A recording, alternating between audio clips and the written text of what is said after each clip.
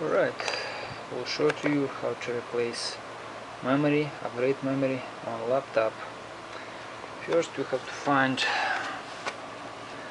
that laptop spot. It's here. Screwdriver.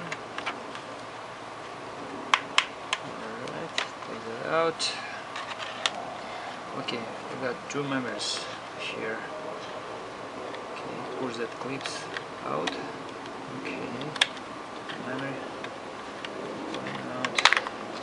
Okay, like this. And second one also same way. Push it out. Second memory come out. Alright, it's easy. Okay, to put it back, just find slot.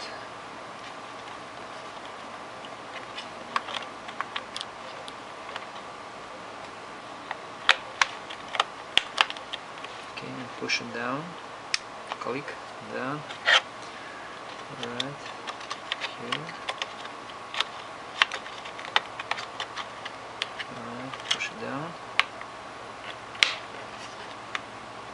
Okay. Hold it, check for sure it's good. Alright. Cover.